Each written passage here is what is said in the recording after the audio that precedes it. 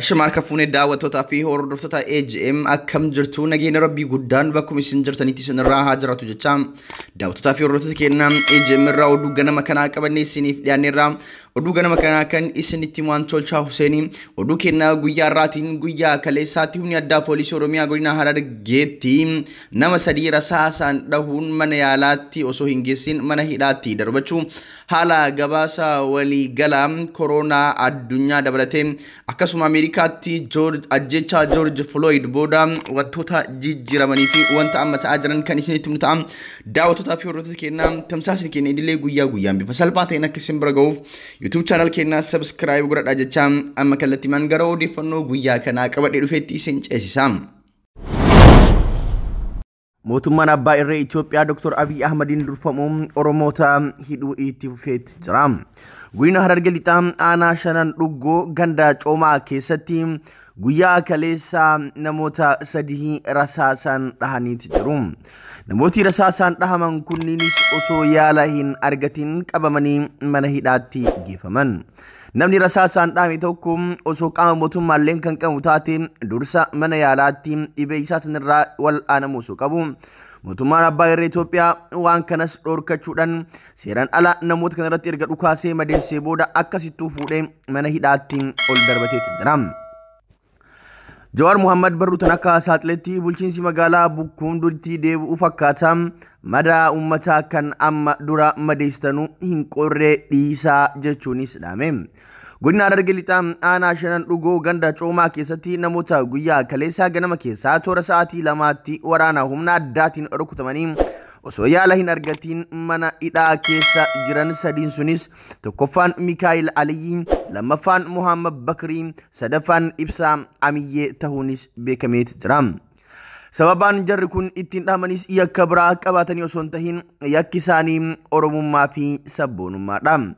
Itoophiyaan akkuma duriitti Oromummaa fi sabboonummaan yakka itti ta'ee ture sirni suni qabsoo qeerroo Oromootiin jigee jira jedhamee yaadamullee garuu akka amma haaraatti lafaa ka'ee nama Oromummaa fi sabboonummaa isaatiin boonu cufaayyuu mootummaan Abbaa irree kaan hidhaa kaan Rasaasan dhayaa jira.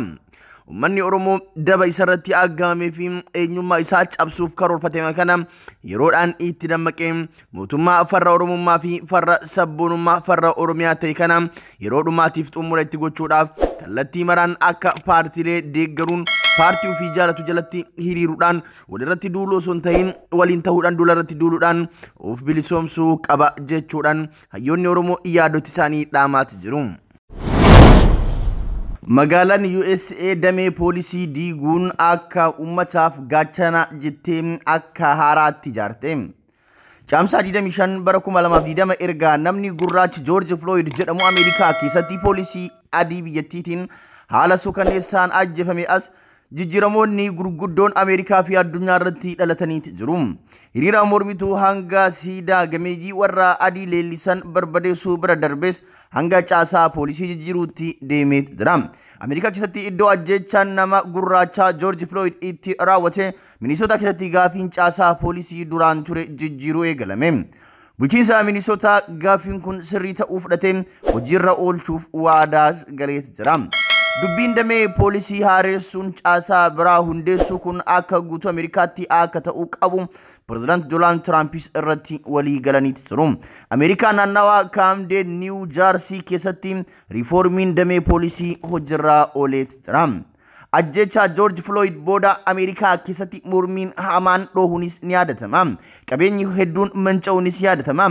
Uummanni dallansuudhaan konkolaataawwan poolisoota hedduu barbadeessuunis ni yaadatama.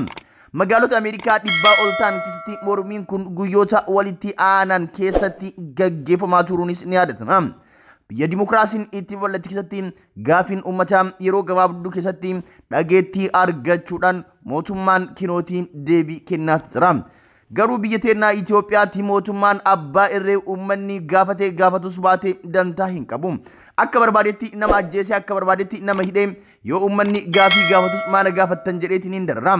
Dimokiraasiin akka biyyoota dhihaatti argame kun biyya keenyaattis akka dhufu namni garaagarummaa ilaalcha siyaasaa waliif kabajuudhaan tokkummaadhaan dimokiraasii fiduuf hojjechuu qaba jechuudhaanis hayyoonni Oromoo ergaa isaanii dabarsan.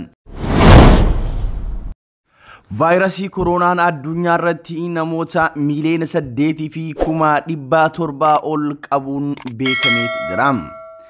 Chaayinaa magaalaa Wuhan irraa kahuudhaan guutummaa addunyaatti kan babal'ate vaayirasiin koronaa yeroo baatii 6-7 hin caalle keessatti addunyaa kanarratti lakkoofsa namoota lakkoofsa guddaa qaban qabeet jira.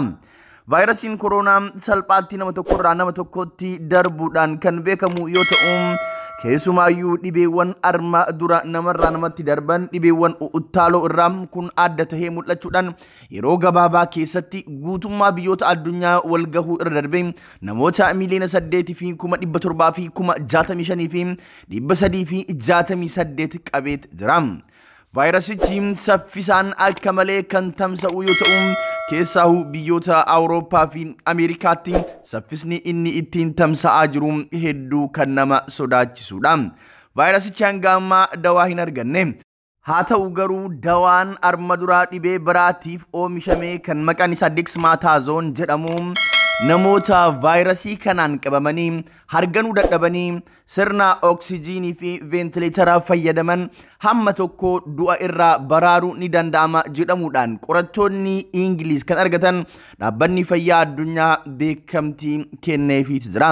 Kun hamma tokko abdii namatti ahoruyyuu malee garuu kuni warra dhukkuba vaayirasii koronaa qaban guutummaan guututti hin fayyisa jechuu mitis jedhan doktoroonni fi ogeessonni fayyaa. Addunyaa kanarratti namooti miiliyoona 8 fi 700 ol keessaa namni 400 fi 62 fi 681 sababa dhibee kana lubbuu isaanii dhabaniit jiru.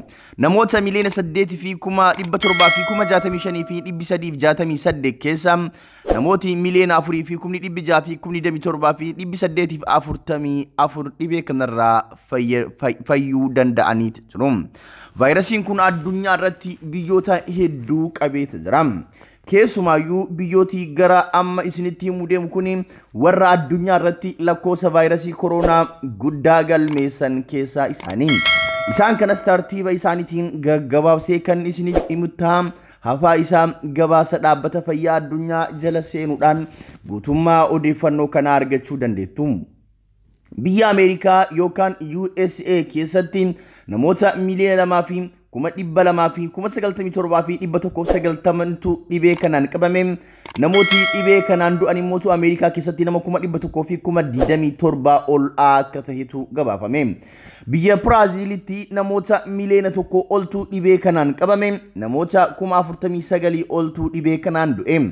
Raashiyaatti namoota miiliyoona walakkaa oltu dhibee kanaan qabame nama 7,841 dhibee kanaan du'e. Indiyaatti namoota 395 oltu dhibee kanaan qabame nama 12,970 dhibee kanaan du'e.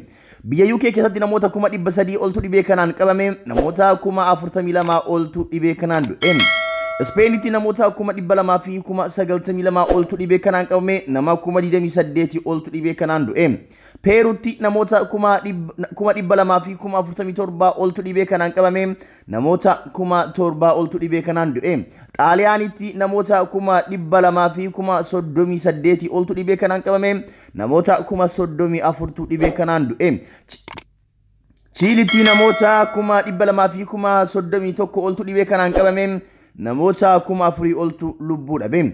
Iraanitti namoota 200 oltu dhibee kanaan qabame nama 9,000 oltu lubbuu dhabe. Jarmanitti namoota 100 fi 90 oltu dhibee kanaan qabame namoota 8,000 oltu dhibee kanaan lubbuu dhabe.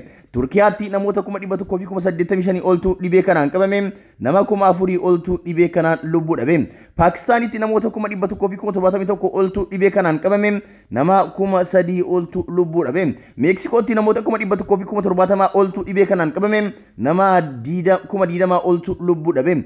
Faransaayittis namoota 159 oltu dhibee kanaan qabame nama 29,000 dhibee kanaan oltu dhibee kanaan du'e. Saudi Arabiyaattis namoota 150 oltu dhibee kanaan qabame namoota 1,184 dhibee kanaan du'e. Banglaadeshitti namoota 1,500 oltu dhibee kanaan qabame namoota 1,300 oltu dhibee kanaan du'e. Kanaadaatti namoota 100,000 oltu dhibee kanaan qabame, namoota 8,000 oltu dhibee kanaan du'e. South Africaattis namoota 87 oltu dhibee kanaan qabame, nama 1,000 oltu lubbuu dhabe. Qaataaritti namoota 85,000 oltu lubbuu dhibee kanaan qabame, nama 93 olitu du'e. Chaayinaattis namoota 83,000 oltu dhibee kanaan qabame.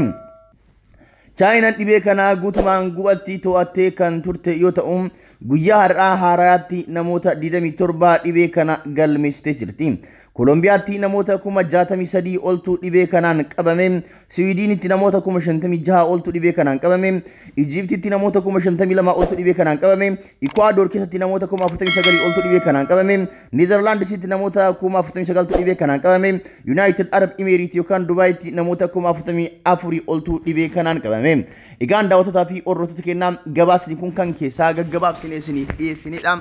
Guutumaa waa'ee koronaa vaayirasii fi namoota hanga qabanii fi biyyoota kam keessatti lakkoofsa ol'aanaa akka qabu guutuu isaa gabaasa dhaabbata fayyaa addunyaa jala seentanii argachuu dandeettu.